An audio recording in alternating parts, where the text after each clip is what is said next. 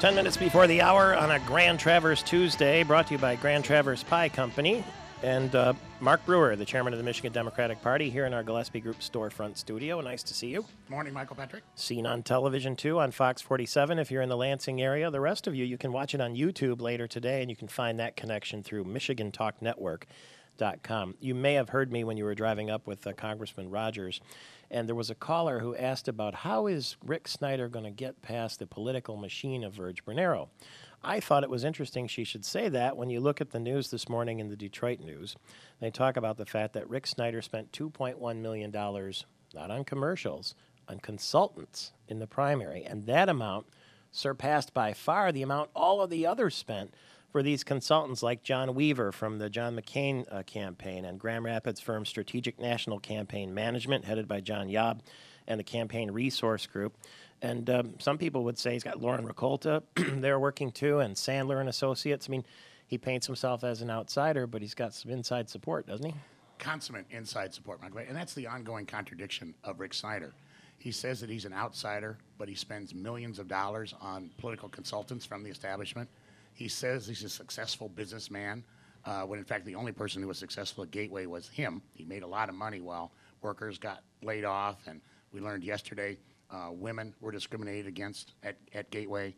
So on and on and on. He is not what he appears to be, and he's trying to hide all of that from folks, hiding behind this army of consultants rather than let the voters see the real Rick Snyder. Let me ask you about the president. Now, yesterday he was reaching out fervently, as the story goes, to skeptical voters and imploring them to stick with him. Here's a little bit of audio. This is the president yesterday saying that the stakes are very high with Republicans aiming to take control of the Senate and the House. We cannot afford more of the same rigid ideology that led us in this place. We can't afford to go backwards. We've got to move forward. And then he took a shot at Republicans. They took record surpluses, turned them into record deficits.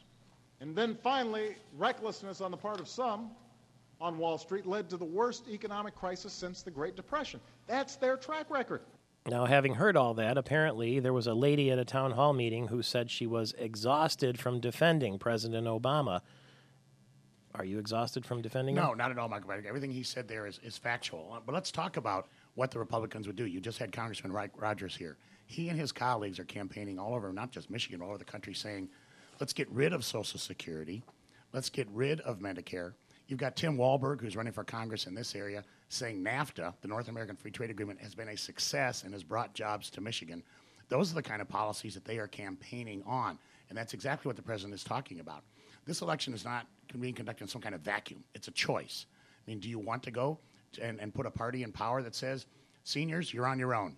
Go invest in the stock market if you want to have a pension when you retire. Nobody really says that, do That's they? exactly what Dan Benishek in the 1st District, Tim Walberg, Reskowski, and others around the country are saying. Those are real wingers, though, aren't they? Michael Patrick, those are the candidates that the Republican Party have nominated in these targeted seats in Michigan. Those are candidates that are supported by Mike Rogers and all these other folks. They want to say to seniors, here's a voucher. Good luck dealing with the insurance companies on your own to get health care. So I heard your caller here this morning complaining about the issue she had with Medicaid and Medicare. She wouldn't have those problems at all because she wouldn't have health care at all if people like Mike Rogers get back in control of the U.S. Congress.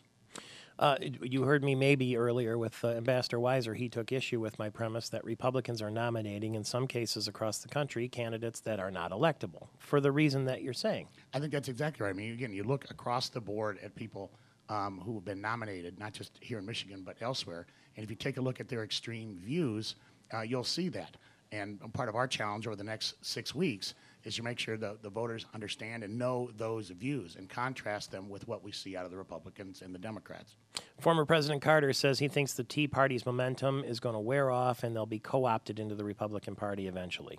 Well, we'll see how that plays out. That's an internal Republican matter. But again, there's no question that we've got a lot of extreme, radical candidates that I think if the voters take a good hard look at them, are going to say, we're not going there. We've tried that in the past. We tried those policies. George Bush tried to privatize Social Security when he was president. That was rejected by this country. But again, we see the same old, no new ideas out of the Republican Party. They've been trying to get rid of Medicare since it was adopted in 1965. They've been trying to get rid of Social Security since it was adopted in the 1930s. Same. You were with Mayor Bernero yesterday, and I take it he wasn't having coffee with Rick Snyder so we can get a debate on the plate. No, I mean, again, this is the classic thing we're seeing now from Rick Snyder and from Brian Calley now. So it's a pattern here. We see it in the Secretary of State's race as well, dodging. Rick Snyder won't even agree to this coffee that he apparently agreed to with Mayor Bernero in order to get this debate process started. The question is, what is he afraid of? I guess he's afraid of talking about his record at Gateway, which we learned yesterday again now includes serious allegations of sex discrimination by a group of women who ultimately prevailed in their lawsuit. And that's on top of the outsourcing and the layoffs and the fact that he got rich there. He's trying to hide from his record. We're going to keep pounding away at that for the next 6 weeks. Well, after all, they were in the same room in Grand Rapids on Friday. We all saw them there. Same room is not the same as people face-to-face answering tough questions and responding to each other. How long can this go on, this dodging and parrying? Well, again, Rick Snyder's going to try to get away with it, surrounded by this army of consultants in his little bubble to see if he can skate through.